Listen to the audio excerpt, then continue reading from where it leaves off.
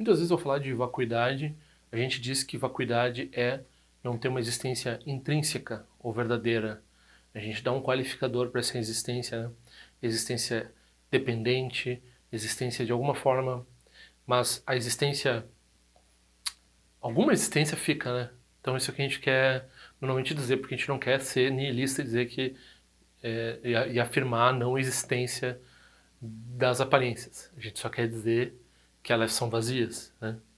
Então, mas isso causa muita confusão. Então aqui o Mipa Rinpoche vai falar sobre as falhas no uso da expressão existência verdadeira e também nessa coisa do pilar não ser vazio de pilar, mas ser vazio de existência intrínseca, de existência verdadeira, né?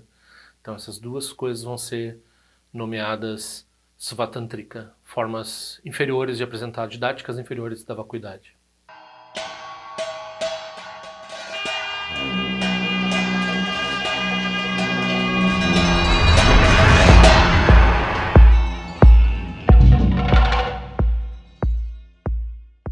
Olhem na descrição, vou botar o endereço do canal do Centro do Lama Ringzin da Lama Yeshe, né, que é o chefe do Gonpa Dorje Ling, e eles estão fazendo prática de Buda da Medicina toda terça-feira, ao vivo, e tem também vídeos com explicações dessa prática. É um tipo de prática de linhagem ilibada e com praticantes que mantiveram seus votos, que você pode fazer com eles, e é uma coisa, uma prática que é boa para esse momento, assim.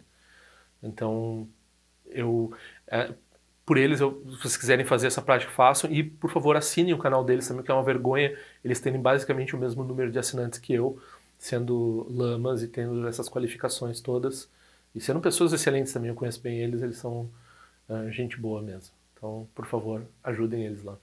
Então, quem quiser pedir os cartões, por favor, é só mandar o endereço para esse e-mail aqui, e eu vou enviar em maio apenas.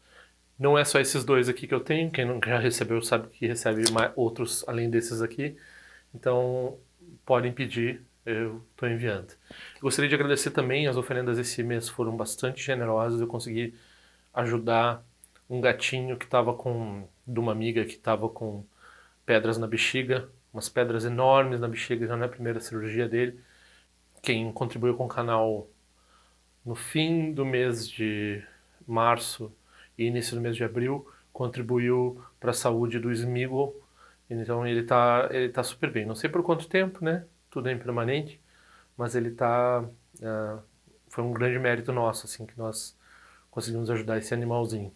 Quem quiser ajudar, então continuar ajudando o canal de alguma forma, tem esse endereço aqui que tem as opções de conta bancária, PayPal, né, como ajudar a eu conseguir manter essa atividade aqui.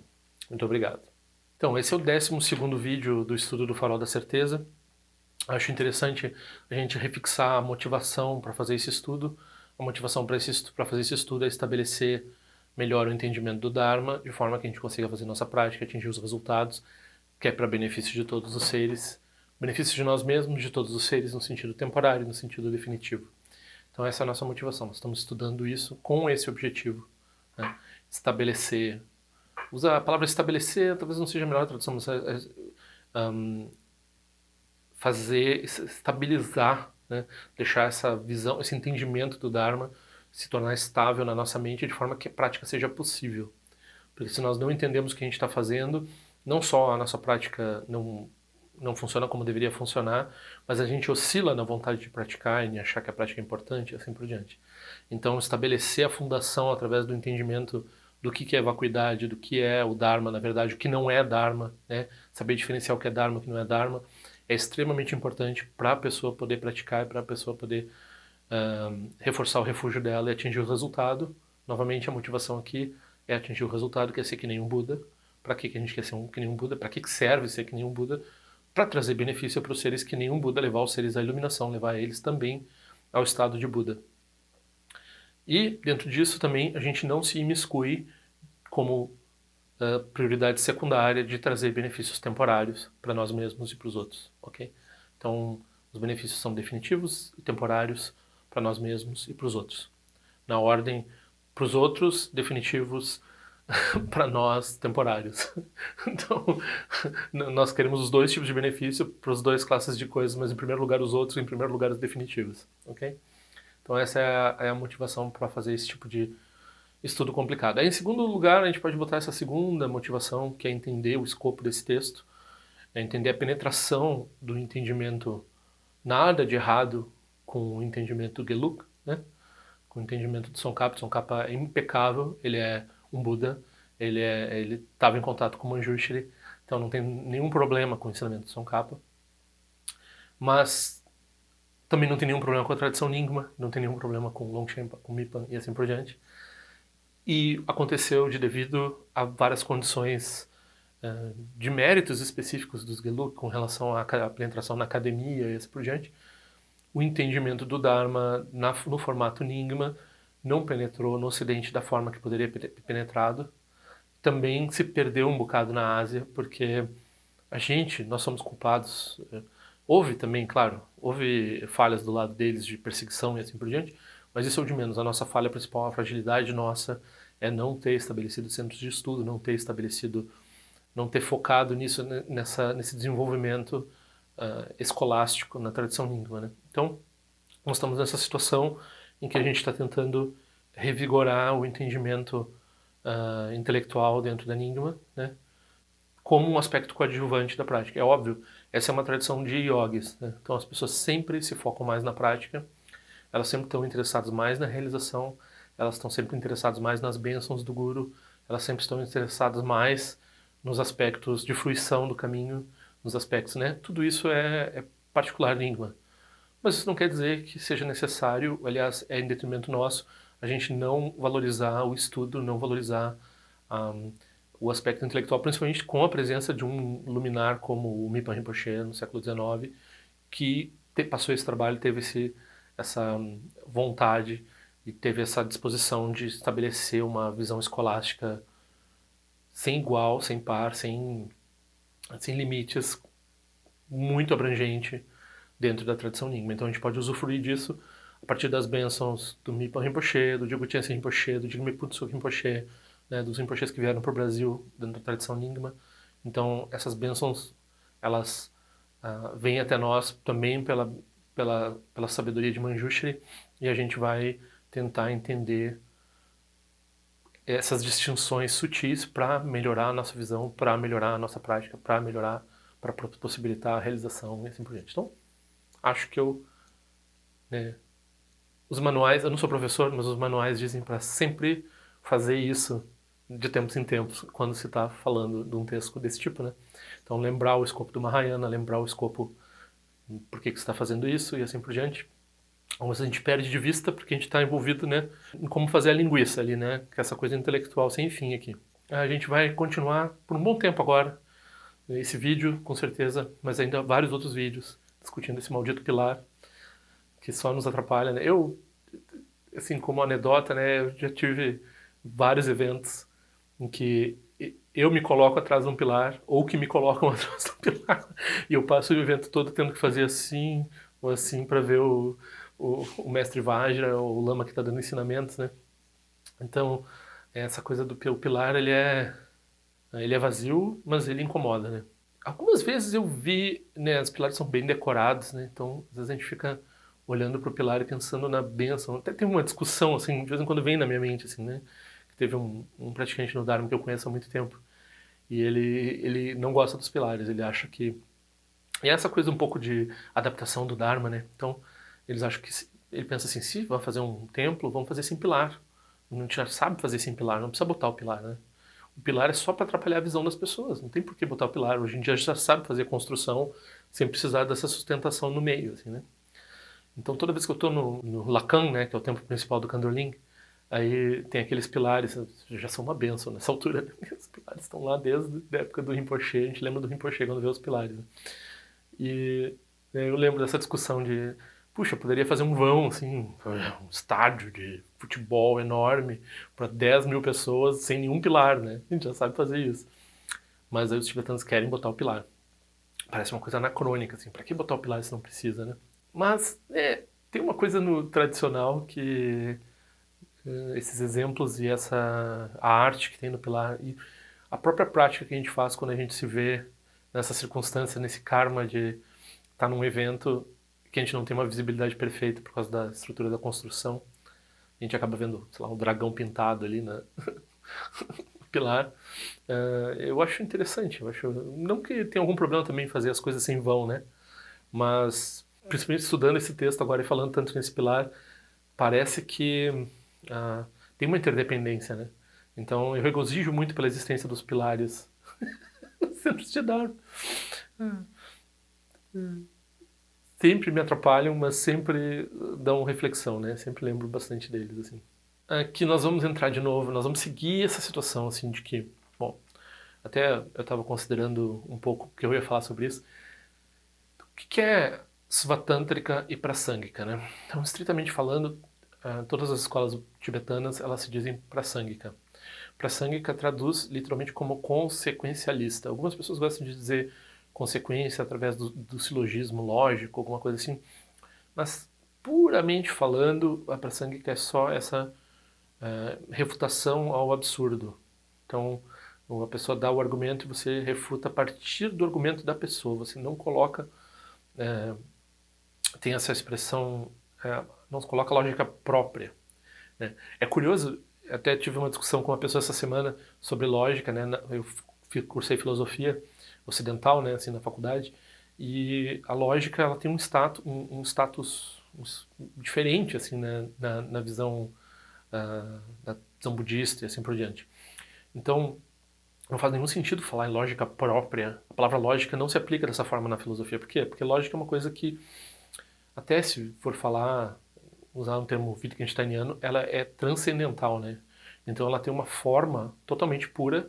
Hoje em dia ela tem um formalismo, né? Ela não se aplica, ela não envolve semântica, né? Então ela não envolve o sentido do que ela está tratando. Ela envolve puramente operações, assim, para um leigo dá para dizer matemáticas, operações, né, regulares, operações, regras, né, de operação. Assim. Então, coloca regras de operação ali e aquilo. E isso, o desenvolvimento factível disso foi todo esse desenvolvimento que teve em computação, veio a partir dessa ideia de formalização lógica. Né? Então os computadores eles não têm a menor ideia do que eles estão processando, mas eles estão processando milhares e milhares de pontos de informação, né? Bits de informação, pedacinhos de informação. Por outro lado, quando a gente vai tratar mesmo de textos filosóficos, vai falar de filosofia, sempre a gente vai falar em semântica, né? A gente vai falar no contexto do que a gente está falando, e a lógica tem um grande estudo em lógica, mas tem uma grande discussão de como realmente aquilo se liga, se coaduna ao que existe, né? Então, é transcendente, ela está fora da semântica, ela está fora dos existentes, dos fatos, né? Ela está operando na matemática pura, não é matemática aplicada, né? É uma coisa cada vez mais distante. Não era assim na época do Aristóteles, né? Na época do Aristóteles se usava silogismo, então o silogismo um, envolve quantificadores, envolve uma série de coisas que a gente fala em lógica formal, mas eles têm um sentido semântico muito claro para quem está usando, né? Então, pessoas, né? Sócrates é mortal, o que é mortalidade, o que é o Sócrates. Então, a gente pode estar falando apenas da estrutura lógica da sentença, mas aquela sentença ela tem um sentido, né, de contexto e a gente consegue entender o sentido e consegue entender o resultado daquele raciocínio. Então, houve uma desvinculação na filosofia ocidental entre lógica e sentido, ok? Essa desvinculação nunca aconteceu na Ásia e ela é mais a integração entre lógica e outras formas de pensamento ela é mais forte do que aqui no Ocidente. Então, quando um tibetano usa a palavra lógica, né, Dzongsa Rinpoche fala assim, isso é lógica, não sei o quê. Ele está juntando lógica e epistemologia. Então ele não está falando apenas do campo da lógica, ele está falando de lógica e epistemologia. Se tem fumaça, tem fogo. Né, que daí envolve também percepção, envolve entendimento de vários problemas epistemológicos estão no que ele chama de lógica. Então, não é bem assim quando se fala lógica, né? Mesmo quando a gente vai falar lá em Dharmakirti, né, em Buddha Palita, esse pessoal que fazia lógica lá em Nalanda, é óbvio que eles não estavam fazendo lógica formal e eles também não estavam fazendo exatamente o que é lógica silogística, o estilo do aristotélico, né? O que a gente chama de lógica, o que os indianos chamam de lógica, é essa união de teoria do conhecimento com linguagem, com o uso correto da linguagem, né? Então, basicamente um pouco por aí. Essas distinções que cada vez ficaram mais fortes no Ocidente não foram feitas na Ásia. Bom, tendo dito isso, a Prasangika, ela não parece estar preocupada com a sustentação da lógica, porque ela está preocupada em resolver o obstáculo do outro. Então ela não está sustentando uma visão própria. A vacuidade é uma ausência de tese, uma ausência de uma forma específica de falar para as coisas, mas toda vez que a pessoa demonstra uma visão errônea sobre as coisas, como por exemplo afirmar uma existência inerente, uma existência verdadeira, a Prasangika vai lá e refuta. Então ela refuta todas as formas de pensamento definitivo. Então o que surgir de pensamento definitivo é refutado pela Prasangika. Fica nada no lugar, né? Então tem essa discussão depois mais adiante no texto. Então a gente está falando dessa luz, dessa luminosidade. Essa luminosidade se revela porque nós removemos esses obscurecimentos intelectuais. Então o sol brilha como se não tivesse nuvens, ok? Então o objetivo não é um nada, o objetivo tem uma expressão no meio da Prasangika, ok? Aí, quando a gente fala Svatântrika, aí a gente está falando dos lógicos. Então eles estão dizendo assim, eles têm Svatântrika. Svatântrika é um termo muito interessante. Tantra significa uma coisa como continuidade, né? Fio da meada, assim. Então ele é uma pessoa que preza pela continuidade do que de uma autoexistência. Soha, né? Soha, Svatântrika. Então, mas aqui uma autoexistência no que? Do raciocínio. Então é um raciocínio autônomo. Então a pessoa tem uma tese, ela sustenta uma tese e ela vai passar a continuidade dessa tese para o aluno. Então ela vai aprender o que é vacuidade e ela vai ensinar o que é vacuidade para o outro. Okay? Então isso é a escola inferior. A escola superior, ela apenas remove os obscurecimentos e o que se revela é o entendimento da vacuidade. A escola inferior, ela vai dizendo o que é a vacuidade para o outro, e o outro vai vendo como é que é a vacuidade. Por que uma é inferior e a outra é superior? Isso vai ser explicado aqui dentro dessa... Mas todo mundo concorda basicamente que a Prasangika usa a lógica de um jeito e a Svatântrika usa a lógica de outro jeito. E aqui lógica a gente está falando epistemologia e lógica unida, né? A mesma coisa. O que os nossos oponentes aqui, eles estão dizendo que eles são Prasangika, que nós somos Svatântrika. Que nós estamos defendendo coisas que parecem reificar o pensamento autônomo, ou seja, reificar a lógica, reificar a ideia de que uma pessoa pode chegar a uma conclusão sobre o definitivo e guardar essa conexão. Eu não sei se os Svatântricas, eles realmente concordariam com essa afirmação, mas essa é a implicação que a Prasangika coloca sobre eles, dizendo eles vão chegar a uma conclusão e vão guardar essa conclusão de vacuidade para eles, e essa própria conclusão não vai ser vazia, então isso vai ser um entendimento errôneo da vacuidade. Isso tudo vai ser tratado, mas a gente não está ainda discutindo nesse nível. Aqui a gente vai entrar, então, entendendo essa estratégia da Prasangika, o que é uma refutação prasangika do que o oponente está dizendo? É demonstrar que ele basicamente está fazendo aquilo que ele está nos acusando de fazer, certo? Então, o que o oponente está nos acusando de fazer? Ele está nos acusando de desenvolver um sistema que tem uma vacuidade como uma tese final, uma vacuidade como uma tese final que pode ser assim, é uma vacuidade além dos conceitos, então eu guardo isso como uma ideia e pronto, ok? Então, até mesmo essa ideia de que, já me disseram assim, não, mas a Prasangika ela é não conceitual e a Svatântrika é conceitual. Não, as acusações às vezes com relação à Svatântrika é que eles chegam a um resultado não conceitual e daí eles guardam esse resultado não conceitual como um resultado e daí se torna uma tese e isso se torna uma... basicamente, na verdade, é um pouco o que a gente chama quando as pessoas têm essa arrogância espiritual de dizer, não, mas eu atingi uma coisa que você não vai entender. Você não vai entender porque o que eu detenho aqui de entendimento, isso aqui não é transmissível. Isso aqui você vai ter que pensar por você mesmo, do seu jeito, daí você vai chegar nisso daqui. Tipo, é independente. O que eu tenho, você não tem, azar o seu. Mais ou menos assim. E na visão budista, né, todo mundo tem a natureza de Buda, então todo mundo é capaz de entender isso. Então, na verdade, quando a gente está tratando o outro como uma ignorância que vai encontrar uma sabedoria, aí tem um problema. Então a gente tem que entender que a sabedoria está lá e ela só não está se expressando. Ela tá, de alguma coisa tá errado com essa sabedoria que ela não está totalmente evidenciada, ok? Então você vai removendo o que? As crenças da pessoa, o que ela suporta como tese, o que ela tem de filosofia, metafísica que ela tem, materialismo, sei lá mais o que, idealismo, crenças de todos os tipos que a pessoa tem, que reificam a natureza da realidade de uma forma ou de outra, de forma que quando ela encontrar essa flexibilidade, essa estabilidade da mente, que tem uma flexibilidade suprema, isso daí é uma realização, isso aí pode beneficiar os seres, né? Então isso é a prasangika. Então, mas como que ele faz isso, né? Então ele sabe que o outro tem uma sabedoria, daí o outro está apresentando teses para ele, então ele vai mostrando assim, quando você está fazendo isso, como eu falei, né? Eu acho que já está bem difundida essa ideia de judô intelectual, né? Então todo mundo acha que lacrou quando a pessoa faz um judô intelectual, então isso aqui é prasangika que faz o tempo todo. Ela pega a força do oponente e mostra assim, olha só. Ela só deixa quicando, assim.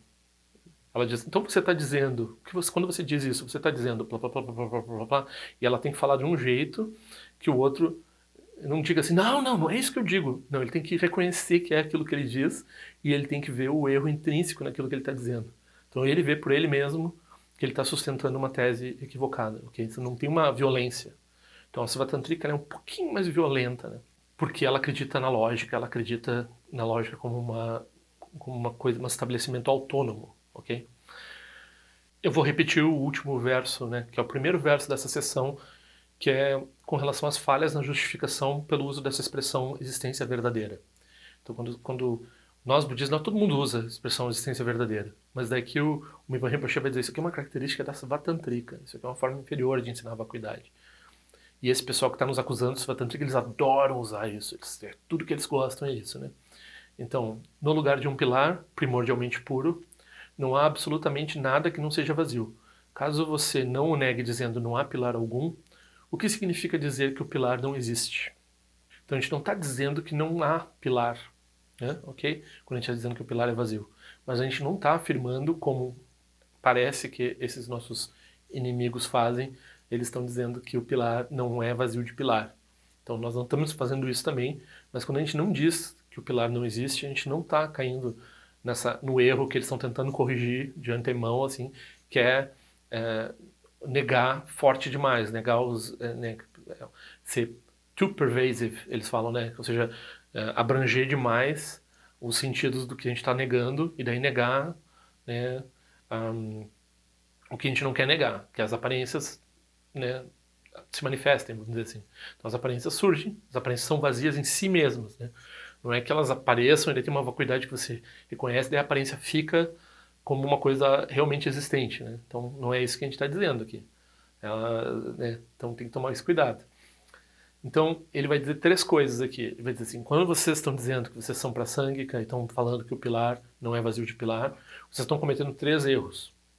Né? Que o pilar ele é só vazio de existência verdadeira. Então está qualificando a existência aqui.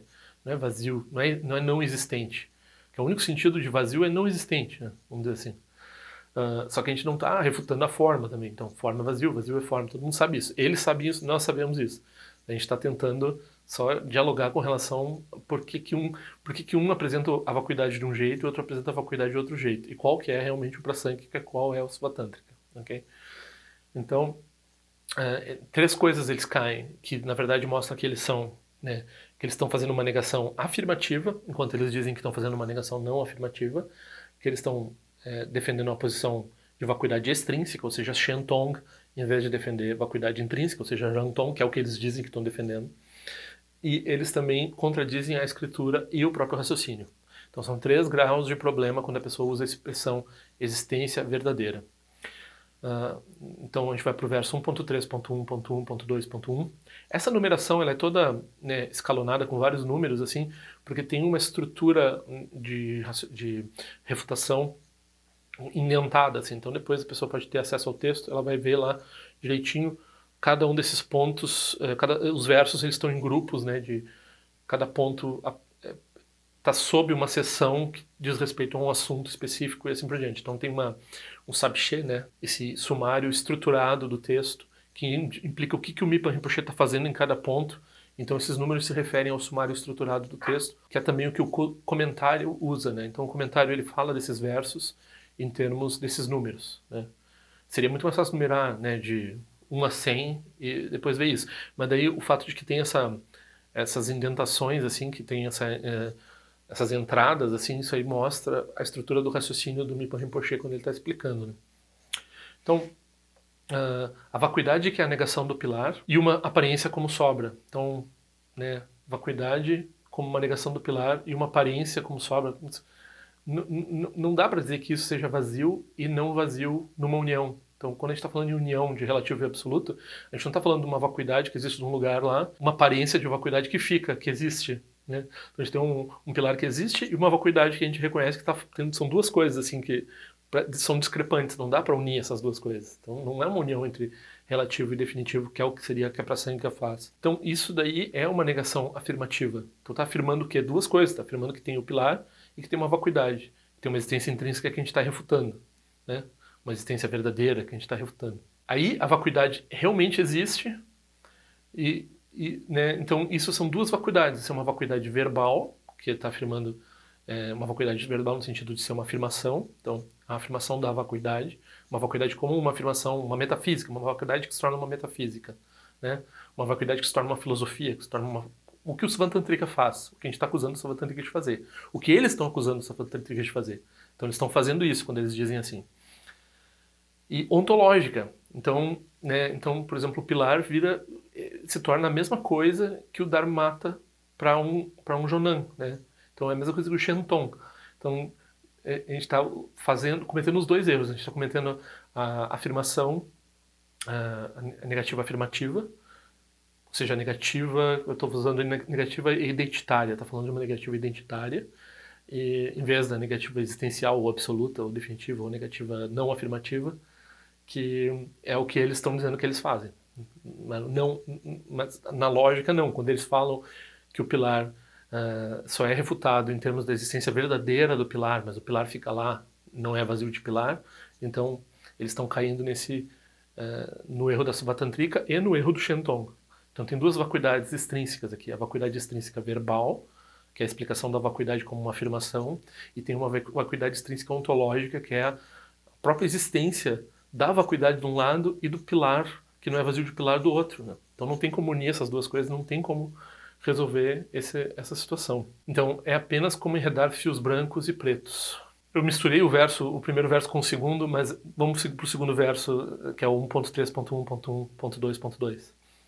Dizer um pilar não é vazio de pilar, ou o Dharmata é vazio de ser um pilar, que é o que os Jonang dizem, né? Shenton quer dizer isso. Então o pilar é vazio de tudo que não seja a realização, que não seja...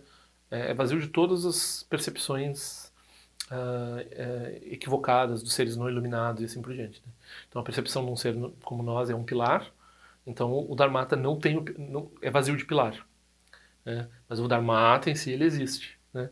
Então os Jonan, a vacuidade extrínseca deles lá é tudo menos o pilar, e os Geluk, a vacuidade extrínseca deles lá é o pilar menos todo o resto. É o pilar menos toda a ignorância com relação... É exatamente igual, só que um coloca o pilar no lugar e o outro coloca o Dharmata no lugar. Então isso é postular uma base de vacuidade e algo que não é vazio. Essas são vacuidades extrínsecas verbais e ontológicas. Eu falei do primeiro verso e do segundo verso ao mesmo tempo, né? Mais ou menos. Mas eu já tinha explicado o primeiro verso, então tá ok.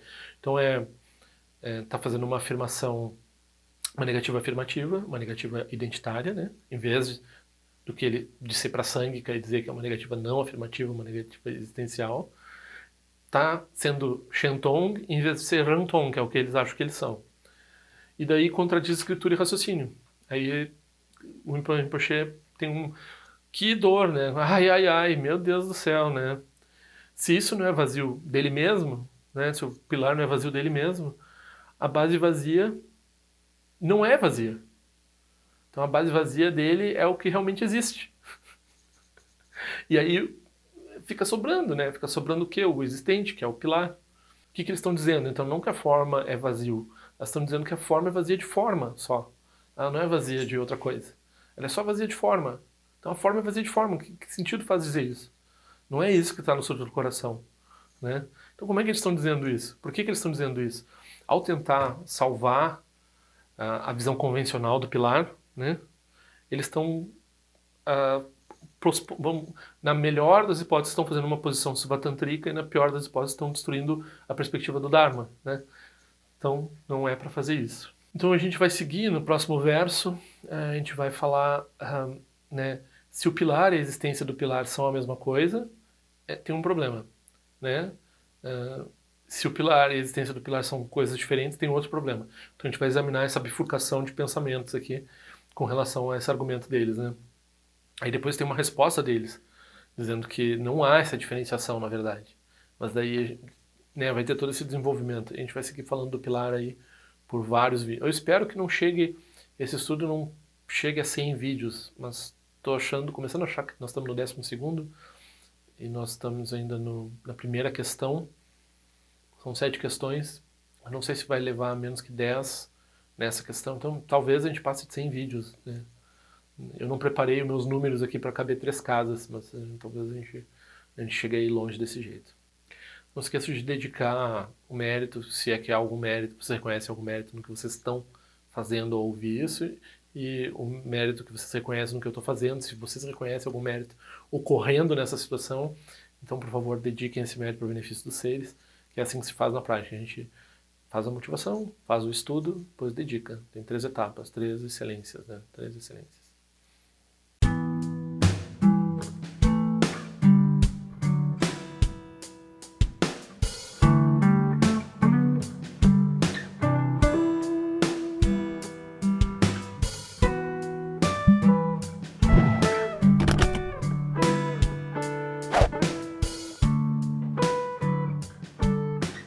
Ei, não esquece de se inscrever no meu canal, é importante para mim. Clica na sinetinha para receber a notificação e se quiser se inscreve no meu boletim informativo de forma que eu ando fazendo, o que eu ando pensando. Também para contribuir de alguma forma com esse canal, esse é o endereço. Eu espero que em breve nós nos vejamos na prática do Dharma.